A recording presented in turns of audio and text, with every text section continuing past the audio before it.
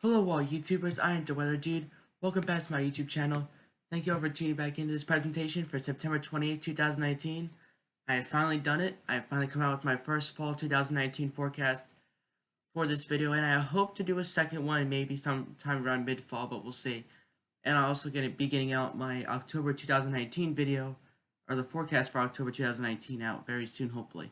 So, as always, please consider subscribing. I'm not going to put up those other 5 slides and bore you guys for the first minute and a half of this video, but you know the drill. Just consider subscribing and watching the whole video. It does really help out my channel. So, basically, I'm going to show you some outlooks by the Climate Prediction Center, some weather models, and why you should pay attention to the snowfall during the fall season, and also some ocean temperature anomalies, and then I will get into my forecast, in which I will take my face off of the screen. So, let's get right into it. So, the Climate Prediction Center here, this is their forecast for October, November, December. And basically that's fall. I mean, December, you'll be like, well, that's winter, but it's, first half of December is technically fall. Real quick, videos, upcoming, Volcanic Landing Explained, Ocean and Beach Forecast number 5, my third winter 2020 forecast, sea level rise videos by city. I'm not sure about the 12th Atlantic hurricane discussion. Maybe I'll do a quick video on Lorenzo sometime soon. Maybe the Azores will get affected, possibly. Those little islands in the eastern Atlantic Ocean by Europe could get affected. My second 2019 fall forecast and a hypothetical 2025 hurricane season animation. So that's a possibility. Alright, anyway. So, this is basically the fall outlook, and their temperatures, I feel like, have always been above average. Like, every single one of their graphs for the 1 month and like the 3 month outlook always say above average temperatures. I do kind of agree with the precipitation though, but anyway, you can see I don't even really want to pay attention to the temperatures because they're saying the whole country is going to be above average. Am I saying that's not possible? No. I mean, including Alaska. I don't think they do Hawaii. No. I guess they just do North America, the lower 48 and Alaska. So, looking at the precipitation, dry for the west coast with like Northern California, parts of Central Oregon, and even like northwestern Nevada, and even on the California-Oregon border, an even greater chance. We're talking about like 40 to 50% chance of dry conditions. I really don't think that's correct, considering that we have a massive low pressure sitting here with this jet stream, and like Montana's getting like 4 or 5 feet of snow. So, yeah, that's actually true. Wet conditions possibly for the I-95 from New York City down through Florida. Certainly a possibility, I do believe. And the central part of the country, I do agree with that as well because they've been getting hammered by rain lately, and that pattern should be expected to continue. Alright, let's look at the GFS model because really the models are like getting really interesting here. So here was the low pressure system, massive September snowstorm for the mountains. Now, it's the winter storm warnings. Remember, it's gotta be I will pull up the winter storm naming criteria for you guys real quick. So what you do is type in winter storm. I'll show you which one to look at, the most accurate one to look at. So we type in winter storm naming criteria. You want to do the one by the weather channels. So right here. Yeah. Oops. Oh, there you go. Even better. All right. So the winter storm, for winter storm to be named the A storm, they haven't even come out with the names for winter 2020 yet, but for a winter storm to be named, 2 million people or 400,000 square kilometers of land need to be under a winter storm warning by the National Weather Service. You might be like, well, who the heck is the National Weather Service? Type in weather.gov on your computer, and this is the National Weather Service. There you go. Boom. Alright, and right now, winter storm warnings mainly pertain to the mountains, places like Montana, Idaho, and Washington. Lots of other winter weather advisories scattered elsewhere. And there's even there's that really dark indigo. What is that? Oh, freeze warnings. So you got freeze warnings, and even some severe weather statements for Nevada. Okay, that's weird. They also got some flood alerts. But if you go to like northern Montana, one of the worst hit spots here, with feet of snow potentially. Okay, avoid travel. Get your emergency kit, slow down, have a cell phone on you. Hopefully that cell service is good. Hopefully you stick with the good cell company, which couldn't even tell you which one. But hopefully you have some good cell service in case, you might need to access emergency or need to get some help.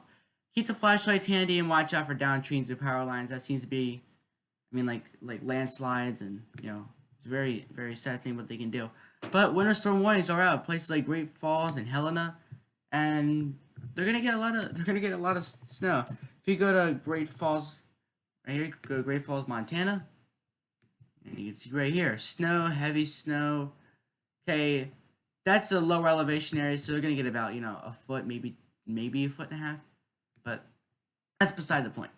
Okay, we're talking about the fall forecast, right? So you're gonna expect to see this pattern continue. Here comes one winter storm, or I shouldn't even say winter storm because it's just a storm system, I should say. Here comes another storm system. This one could bring some very light snow, or a mix of rain and snow to Wyoming, but other than that, it's gonna be a little bit farther north, so probably gonna be a rainmaker for you. All across the central northern plains. Then it goes to the northeast. No snowfall threats. For the northeast, maybe Mount Washington if you go like the observatory, maybe. I'm not even sure. But I mean, they always have like 60-mile-an-hour winds up there, so it's like a blizzard for them every day if you get some rain. Anyway, but you could say maybe another system comes through, some mountain snow, but no like widespread snow for the lower elevations of the lower 48, as you can see. The GFS model is basically, at least through middle of October, keeping all the snow up in the mountains. Okay. Now, let me go to the portion of this video where I'm going to explain why you should always be aware of winter storms in the fall. All right. Here's November 2013, active snowy fall.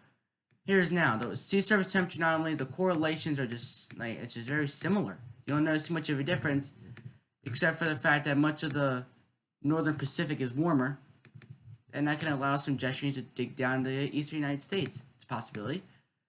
One of the winter storm examples is Winter Storm Atlas on October 3rd, the 4th, and the 5th. Like, some places got like feet upon feet of snow. And snowfall totals, you can see, let's pull this up here. So you can see Deadwood, the Black Hills of western South Dakota got about a couple feet or a few feet. Mountains of Wyoming even got up like a couple feet as well. But just a decent snowstorm, in my opinion. Like we had 60, 70 mile per hour winds, very active snow, but this, a very active, snow storm. But this one was mainly pertaining to the mountains.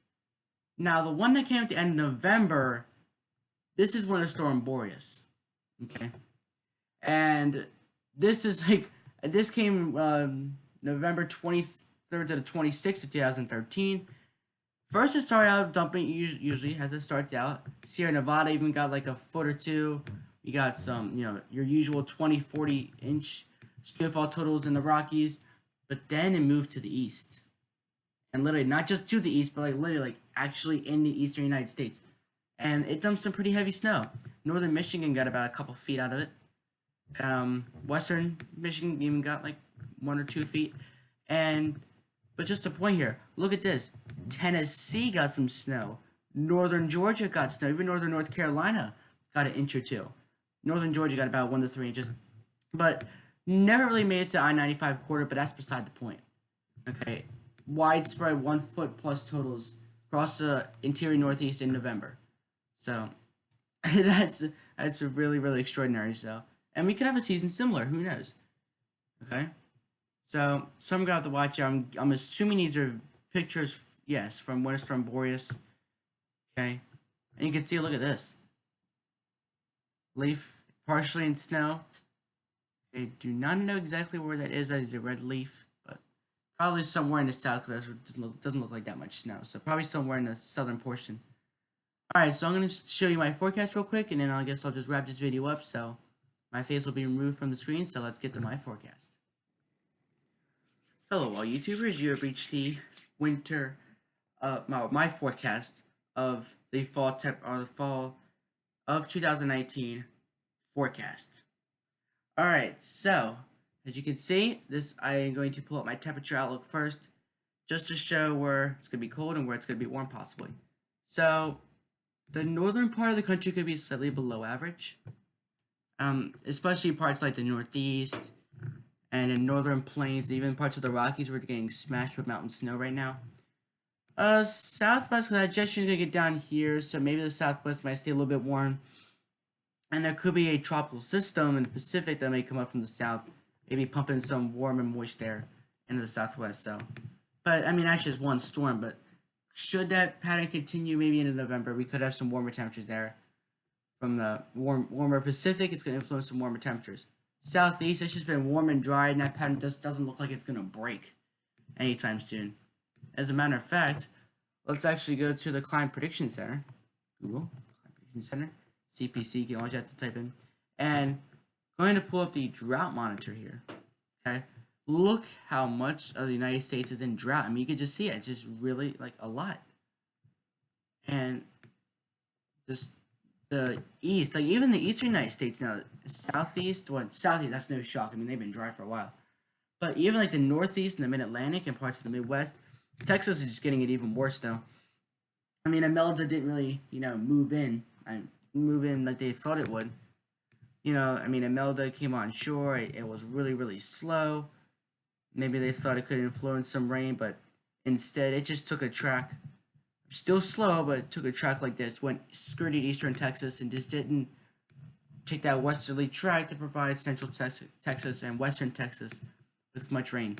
But the Southwest is still dry. I mean, Arizona, we did have that tropical system. Believe it was Lorena, whatever was left of it, that came in and helped pump in some rain. But California, we're doing good. Southern California, we might have a teensy bit of a drought, like in parts like San Diego, but other than that, California is doing good so far. Parts of Washington as well into drought. So that's the drought monitor right now. With that, let's look at my precipitation forecast. Again, northwest and the north central could certainly see some above average precipitation. And the southeast, we could see a turnaround pattern, but even if the pattern does turn around, we all in all, after all said and done, we still might even see below average temperatures. Question marks are on the table here for the northeast and the south central and southwest. I think southwest could get even drier because we're heading to fire season, like the western coast, but maybe some above average precipitation with the coastal storms we're seeing right now. All right, here's my overall forecast for 2019 of fall, and we're going to start from west. We're going to make our way east. So, as we can see here, mountain snowstorms shaded in that purple color. Basically, all the Rockies. I mean, I did my best depiction of the mountains here. So, the light green here, the lower elevations, if you don't see snow, probably wetter than normal times. Especially like the Four Corners as well, especially. And even the coast, say like Seattle and Portland. So, coastal storms for California, hopefully we can keep that up, but eventually, sometime during fall, we're going to flip it over to the fire season. So, that green will probably turn into some, drier times. And let's continue to make our way east. Temperature, precipitation swings are possible for the Tennessee Valley, mid-Mississippi Valley, as well as the South Central. And frequent cold shots and maybe even frequent precipitation, as the pattern has been so far, for the North Central United States. Just know that anything on here can still change with my potential second video. I pretty much do this all the time. If I do a summer outlook or a fall outlook, I'm pretty much going to always put this there because it's always a caution. It's a hazard that we need to watch. Hurricane season, okay?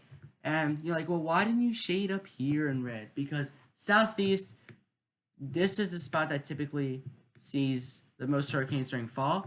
Of course, we know Hurricane Sandy drove right into New Jersey and Delaware here, so that's certainly a possibility, even though New York got hit really hard as well. So, but anywhere along the coast, okay, anywhere along the East Coast, you need to keep your eye out. Don't let your guard down for the hurricane season until towards November. November, we're pretty much safe for the Northeast and Mid-Atlantic coast. I won't take it for granted, but we're pretty much safe because of the cooling of the ocean waters.